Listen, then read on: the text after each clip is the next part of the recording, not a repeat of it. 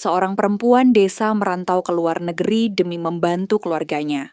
Ia bekerja di rumah seorang duda berkursi roda yang pendiam dan tertutup.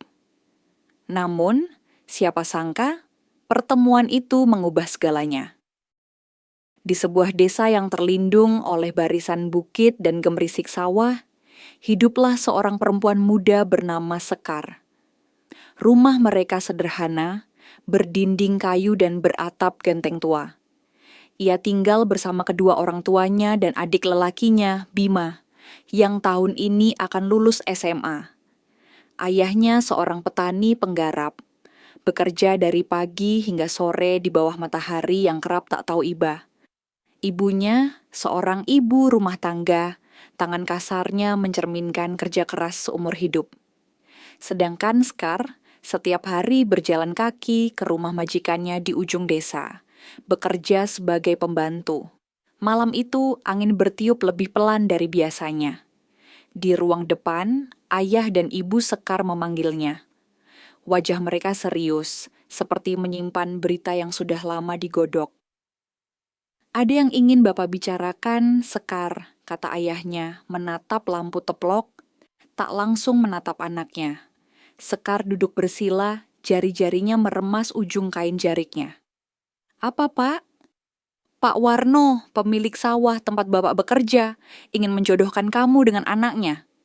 Sekar membeku. Apa? Suaranya pelan, tapi suaranya bergetar. Ibunya menimpali, anaknya sudah berubah Sekar. Sekarang dia sopan, sudah bantu-bantu kerja di balai desa. Dia juga katanya mau mencalonkan diri jadi kepala desa. Dulu dia pemabuk, Bu. Pernah masuk kantor polisi karena berkelahi. Dan dia bukan orang yang aku cintai. Sekar berdiri, suara mulai meninggi. Kalian tega? Ayahnya menarik napas panjang. Bima butuh biaya masuk kuliah, Sekar. Kalau kamu menikah dengan anak Pak Warno, kita tidak perlu pusing cari utangan. Kamu juga nggak perlu jadi pembantu lagi. Air mata Sekar jatuh begitu saja. Ia menatap ibunya dan bertanya lirih. Jadi, aku harus mengorbankan hidupku supaya Bima bisa punya masa depan. Ibunya terdiam. Hanya angin malam yang menjawab. Malam itu Sekar tak bisa tidur. Di bawah langit kelabu, ia membuat satu janji dalam hati. Jika dunia mengharuskannya memilih, maka ia akan memilih dengan berdiri, bukan menyerah. Keesokan harinya, ia menemui Lilis, sahabatnya yang baru kembali dari Taiwan.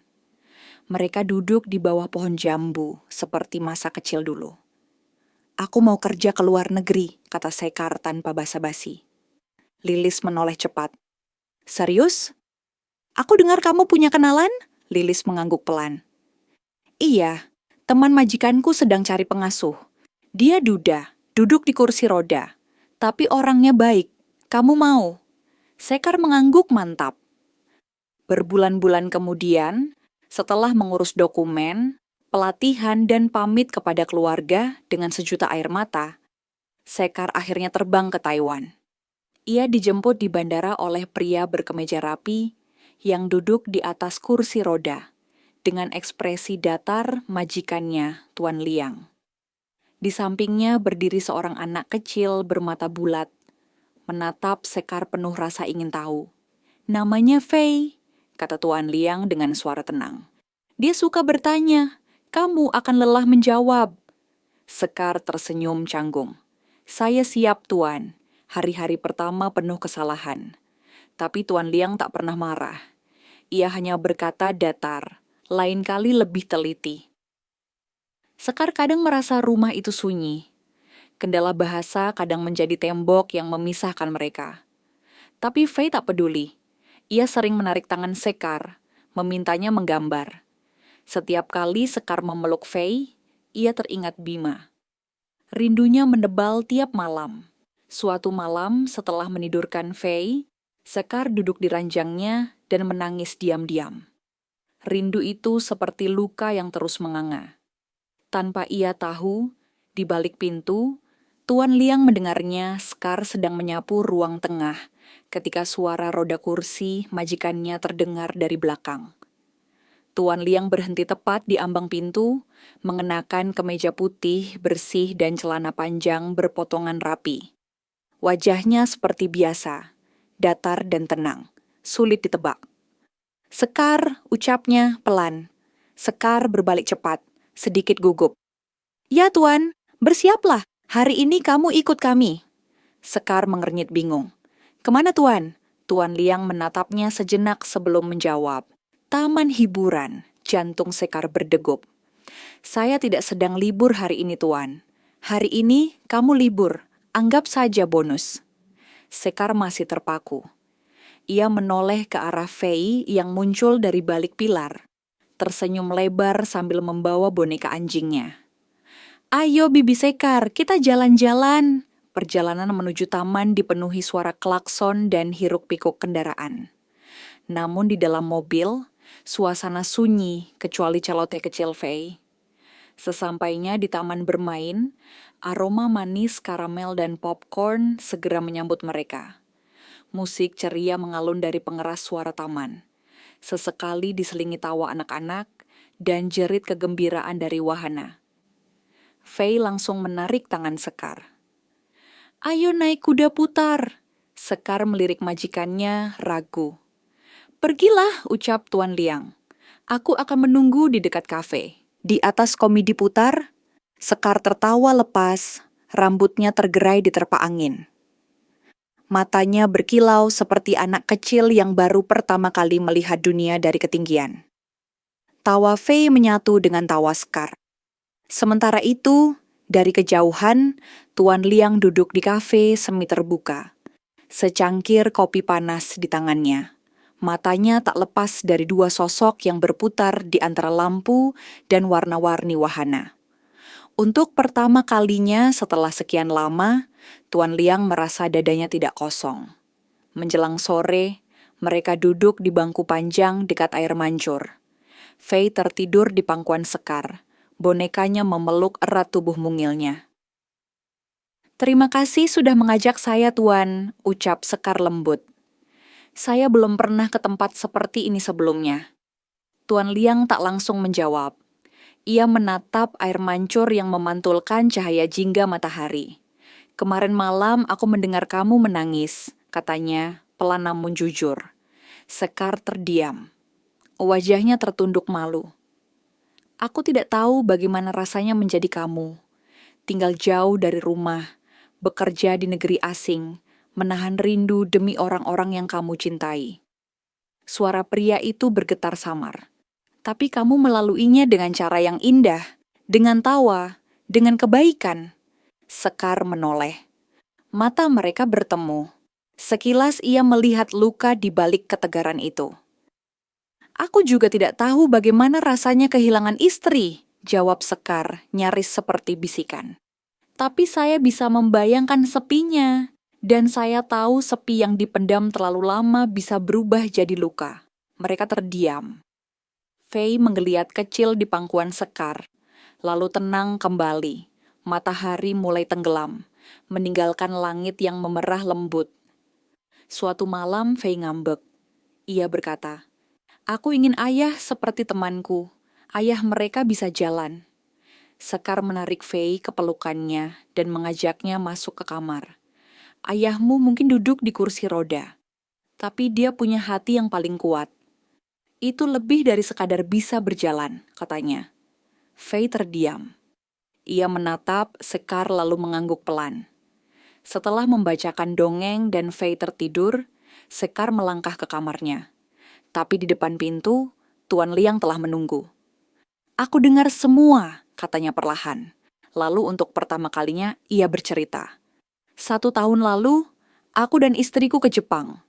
Terjadi gempa, dia meninggal. Aku selamat, tapi kakiku tertimpa reruntuhan, hingga tak bisa digerakkan lagi." Sekar menatapnya lama, lalu dengan suara yang tenang ia berkata, "Maafkan saya Tuan, tapi Tuhan masih menyisakan cinta dalam hidup Anda, lewat anak Anda, dan mungkin juga lewat orang lain, mata mereka bertemu." Ada keheningan yang berkata lebih dari ribuan kata, setahun berlalu. Sekar makin piawai bekerja, semakin dekat dengan Fei. Tapi suatu hari ia menerima kabar. Ayahnya sakit keras. Dengan gemetar, ia meminta izin Tuan Liang. Saya bersedia potong gaji, asal bisa pulang. Tuan Liang hanya berkata, pulanglah, gaji tetap utuh. Sekar menunduk. Terima kasih. Di kampung, ia merawat ayahnya dengan sabar. 2 minggu berlalu. Ayahnya mulai membaik, tapi tubuhnya lemah dan harus rutin kontrol. Ibunya terlalu renta untuk bolak-balik ke rumah sakit. Sekar pun mengambil keputusan pahit. Ia tidak akan kembali ke Taiwan. Sekar memegang ponselnya erat. Layar ponsel menampilkan nama yang beberapa bulan terakhir telah begitu akrab, namun tetap membuatnya gugup. Tuan Liang. Jari-jarinya berkeringat. Ia menarik napas dalam-dalam, lalu menekan tombol panggil. Nada sambung berdering lama. Hatinya ikut berdegup mengikuti setiap detik yang berlalu. Lalu, suara berat yang sangat ia kenal akhirnya menyapa. Halo? Sekar terdiam sejenak. Suara itu membuat dadanya sesak. Tuan, ini saya, Sekar. Ada keheningan singkat di ujung sana. Lalu suara itu kembali, lebih hangat, seperti meyakinkan. Ya, Sekar. Bagaimana kabar ayahmu? Sekar tersenyum kecil, walau tak terlihat. Sudah sedikit membaik, Tuan. Tapi saya rasa saya tidak bisa kembali ke Taiwan, diameter lama. Kau tak kembali? Ulang Tuan Liang pelan. Sekar menunduk, matanya mulai berkaca. Maafkan saya, Tuan, saya sudah berpikir lama. Ayah butuh saya. Ia harus kontrol rutin ke rumah sakit, dan ibu sudah terlalu tua untuk mengurus semuanya sendiri. Saya tidak bisa meninggalkan mereka. Tuan Liang tak menjawab. Sekar menatap layar ponsel, berharap bisa melihat wajah pria itu. Tapi suara saja sudah cukup untuk menebak isi hatinya. Kalau perlu, Tuan bisa potong sisa gaji saya. Atau kalau harus ganti rugi, saya siap mencicil. Tapi... Berhenti, potong suara di seberang sana, tegas namun lembut. Jangan bicara soal uang, Sekar. Sekar terdiam, lalu terdengar helaan napas panjang dari Tuan Liang. Aku mengerti, tapi jujur, aku tidak suka mendengarnya. Kata-kata itu menyelinap masuk ke dada Sekar. Menyesakan sekaligus menghangatkan. Tangisnya hampir pecah. Kau tahu, lanjut Tuan Liang. Suaranya lebih lirih, lebih rapuh dari biasanya. Anak kecil di rumah ini sudah seminggu bertanya kenapa kamu belum pulang. Dan aku tak tahu harus jawab apa. Aku bilang kamu sedang mengurus ayahmu, tapi aku sendiri ragu apakah kamu akan kembali. Sekar menutup mulutnya, berusaha menahan isak. Tuan, saya juga ingin kembali, tapi kamu lebih dibutuhkan di sana. Potong Tuan Liang, suaranya mengerti namun getir. Aku mengerti Sekar, benar-benar mengerti. Tapi mengertinya tak membuatnya lebih mudah. Sekar menangis. Di tengah desir angin sore dan suara ayam dari kejauhan, ia menangis dalam sunyi. Terima kasih karena sudah jujur. Dan terima kasih untuk semua waktu yang sudah kamu berikan di sini. Tuan, saya akan merindukan kalian, bisik Sekar di antara air mata. Begitu juga kami, Sekar, terutama aku. Dan di sanalah, tanpa perlu banyak kata, dua hati saling bicara lebih dalam dari percakapan manapun. Bukan hanya antara majikan dan pekerja, tapi antara dua manusia yang telah saling mengisi ruang sepi, lalu dipisah oleh takdir yang tak bisa ditawar. Hari itu langit desa seperti kanvas usang. Matahari enggan bersinar terang, seolah tahu bahwa ada hati yang belum selesai rindu. Sekar baru saja selesai mencuci piring di dapur saat suara mesin mobil asing terdengar berhenti di depan rumah. Ia mengintip dari balik tirai bambu, mengerutkan dahi melihat sebuah mobil mewah berwarna hitam, menginjak tanah berdebu di halaman rumah panggung sederhana milik keluarganya. Dari dalam mobil, pintu belakang terbuka pelan. Seseorang turun, tubuhnya tinggi, mengenakan setelan kasual rapi. Namun yang paling membuat Sekar tercekat adalah sosok kursi roda elektrik yang menyusul setelahnya, dituntun oleh seorang sopir. Dan di sisi pria itu muncul seorang anak kecil dengan rambut lurus dan mata bundar yang sangat ia kenal, Faye. "Sekar!" seru Faye dengan suara cemprengnya yang khas. Tanpa menunggu aba-aba, bocah perempuan itu langsung berlari kecil ke arah Sekar yang masih berdiri terpaku di depan pintu. "Faye!" lengan mungil itu langsung melingkari pinggang Sekar. Memeluk erat seakan ingin membayar semua malam tanpa dongeng dan pagi tanpa suara lembutnya. Tuan Liang menyusul dengan pelan. Wajahnya tampak tenang, namun sorot matanya mengandung badai yang tak bisa ditutupi. "Maaf kami datang tanpa kabar, tapi Faye sangat ingin bertemu," katanya. Sekar masih memeluk anak itu, tapi matanya menatap pria yang dulu hanya bisa ia dengar dari telepon. Dadanya sesak antara bahagia, malu, dan bingung. "Kalian kesini hanya untuk menemuiku," Tuan Liang mengangguk pelan. "Aku tahu ini bukan perjalanan yang mudah, tapi ada hal-hal yang tak bisa disampaikan lewat layar." Ibu Sekar yang sejak tadi mengintip dari jendela langsung tergopoh keluar rumah. Terkejut, bingung, tapi dengan cepat tersenyum ramah. Mereka pun masuk ke ruang tamu kecil yang terbuat dari kayu tua. Aroma kopi dan kayu bakar menyambut kehangatan yang asing, tapi tidak mengganggu. Faye langsung duduk di dekat Sekar, masih menggenggam ujung bajunya, tak mau lepas. Sekar memperhatikan Tuan Liang dalam diam. Ada guratan lelah di wajahnya, tapi juga keteguhan. Jelas perjalanan ini bukan sekadar untuk menenangkan anak kecil. Sore itu mereka berjalan-jalan keliling kampung. Sekar memperkenalkan Tuan Liang dan Faye pada tetangganya, yang memandang mereka dengan tatapan penasaran dan bisik-bisik kekaguman. Mereka pergi ke sawah tempat ayah Sekar dulu biasa bekerja, lalu ke sungai kecil tempat anak-anak bermain.